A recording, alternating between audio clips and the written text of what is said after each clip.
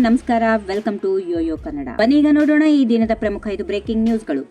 ಸದನದಲ್ಲಿ ಜಾಸ್ತಿ ಸಮಯ ಕುಳಿತವರು ಹೆಚ್ಚು ಬಾರಿ ಶಾಸಕರಾಗಿ ಗೆಲ್ಲುತ್ತಾರಂತೆ. ಹೀಗಾಗಿ ಶಾಸಕರಾದವರು ಸದನದಲ್ಲಿ ಹೆಚ್ಚು ಸಮಯ ಕಳೆಯಬೇಕು ಎಂದು ವಿಧಾನಸಭಾಧ್ಯಕ್ಷ ಯುಟಿ ಖಾದರ್ ಪಾಠ ಮಾಡಿದರು. ಬೆಳಗ್ಗೆ ವಿಧಾನಸಭಾ ಕಲಾಪ ಆರಂಭವಾಗುತ್ತಿದ್ದಂತೆ ಬಿಜೆಪಿಯ ವಿ ಸುನೀಲ್ ಕುಮಾರ್ ವಿಷಯ ಪ್ರಸ್ತಾಪಿಸಿ, ಮೊದಲು ಸಾಲಿನಲ್ಲಿ ಸಚಿವರೇ ಇಲ್ಲ, ನಾವು ನಿನ್ನೆ ರಾತ್ರಿ 10 ಗಂಟೆವರೆಗೆ ಕುಳಿತಿದ್ದೆವು, ಸಚಿವರು ಬರುವುದಿಲ್ಲ ಎಂದರೆ ಸದನವನ್ನು ಸರ್ಕಾರ ಗಂಭೀರವಾಗಿ ತೆಗೆದುಕೊಂಡಂತಿಲ್ಲ ಎಂದು ಆರೋಪಿಸಿದರು. ಮಧ್ಯ ಪ್ರವೇಶಿಸಿದ ಸ್ಪೀಕರ್, ನಿಮ್ಮ ಪ್ರಶ್ನೆಗಳಿಗೆ ಉತ್ತರಿಸಬೇಕಾದ ಸಚಿವರಿದ್ದಾರಲ್ಲ ಎಂದರು.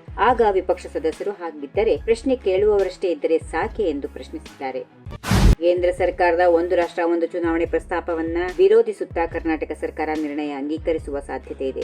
ರಾಜ್ಯದಲ್ಲಿ ಕಾಂಗ್ರೆಸ್ ಸರ್ಕಾರ ಅಗತ್ಯ ಬಿದ್ದರೆ ಕೇರಳದಂತೆ ನಿರ್ಣಯ ಕೈಗೊಂಡು ಈ ಪ್ರಜಾಪ್ರಭುತ್ವ ವಿರೋಧಿ ಕ್ರಮದ ವಿರುದ್ಧ ಪ್ರಬಲ ಸಂದೇಶವನ್ನ ರವಾನಿಸಲಿದೆ, ಹೀಗೆಂದು ಮುಖ್ಯಮಂತ್ರಿ ಸಿದ್ದರಾಮಯ್ಯ ಹೇಳಿದ್ದಾರೆ. ಈ ಬಗ್ಗೆ ತಮ್ಮ ಎಕ್ಸ್ ಖಾತೆಯಲ್ಲಿ ಬರೆದುಕೊಂಡಿರುವ ಸಿದ್ದರಾಮಯ್ಯ, ಕೇಂದ್ರ ಸಚಿವ ಸಂಪುಟವು ಒಪ್ಪಿಗೆ ನೀಡಿರುವ ಒಂದು ರಾಷ್ಟ್ರ ಒಂದು ಚುನಾವಣೆ ಮಸೂದೆ ಸಂಸದೀಯ ಪ್ರಜಾಪ್ರಭುತ್ವ ಮತ್ತು ಒಕ್ಕೂಟ ವ್ಯವಸ್ಥೆಗೆ ವಿರುದ್ಧವಾಗಿರುವುದು ಮಾತ್ರವಲ್ಲ, ಇದರ ಹಿಂದೆ ರಾಜ್ಯಗಳ ಹಕ್ಕುಗಳನ್ನು ಮೊಟಕುಗೊಳಿಸುವ ದುರಾಲೋಚನೆ ಕೂಡ ಇದೆ. ಕೇರಳ ಸರ್ಕಾರ ಈಗಾಗಲೇ ಒಂದು ರಾಷ್ಟ್ರ ಒಂದು ಚುನಾವಣೆ ಪ್ರಸ್ತಾಪವನ್ನು ವಿರೋಧಿಸುತ್ತಾ ಗೊತ್ತುವಳಿಯನ್ನು ಅಂಗೀಕರಿಸಿ ಕೇಂದ್ರ ಸರ್ಕಾರಕ್ಕೆ ಕಳಿಸಿಕೊಟ್ಟಿದೆ ಎಂದು ಮುಖ್ಯಮಂತ್ರಿ ಸಿದ್ದರಾಮಯ್ಯ ಹೇಳಿದ್ದಾರೆ.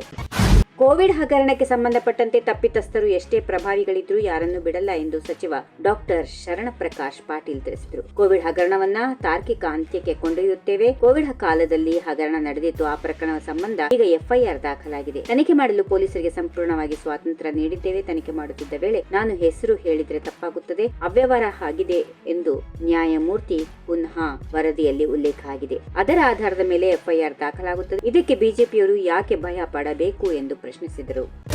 ವಕ್ಫ್ ಆಸ್ತಿ ವಿಚಾರ ಕುರಿತು ನಿಯಮ 69ರ ಅಡಿ ಈ ವಿಷಯ ಮಂಡಿಸಲು ವಿಪಕ್ಷ ನಾಯಕ ಆರ್ ಅಶೋಕ್ ಮುಂದಾದರೆ ಆಡಳಿತ ಪಕ್ಷದ ಸದಸ್ಯರ ನೆರೆ ಹಾವಳಿ ಸಂಬಂಧ ಸ್ಪಷ್ಟೀಕರಣ ಕೇಳಲು ಮುಂದಾದ್ರು. ಆಗ ಸಿದ್ದರಾಮಯ್ಯ ಮತ್ತು ವಿಪಕ್ಷ ನಾಯಕರ ನಡುವೆ ವಾಗ್ವಿವಾದ ನಡೆಯಿತು. ಆಗ ಸಿದ್ದರಾಮಯ್ಯ, ನೀವೊಬ್ಬರೇನಾ ಇಲ್ಲಿ ಗೆದ್ದು ಬಂದಿದ್ದು? ಕಾಂಗ್ರೆಸ್ ಸದಸ್ಯರು ನಿಮ್ಮಂತೆ ಗೆದ್ದು ಬಂದಿದ್ದಾರೆ, ನೀವು ಹೇಳಿದಂತೆ ಕೇಳಲು ಆಗೋದಿಲ್ಲ ಎಂದು ಗುಡುಗಿದರು. ಇದಕ್ಕೆ ಅಶೋಕ್ ತಿರುಗೇಟ್ ನೀಡುತ್ತಾ, ನೀವು ಹೇಳಿದ್ದನ್ನು ಕೇಳಿಕೊಂಡು ಹೋಗಲು ನಾವು ಇಲ್ಲಿಗೆ ಬಂದಿಲ್ಲ, ನಿಮ್ಮಂತೆ ನಾವು ಬಾಗಿಲು ಮುರಿದು ಚರ್ಚೆಗೆ ಅವಕಾಶ ಕೊಡಿ ಅಂತ ಕೇಳಬೇಕಾ ಎಂದು ಪ್ರಶ್ನಿಸಿದರು.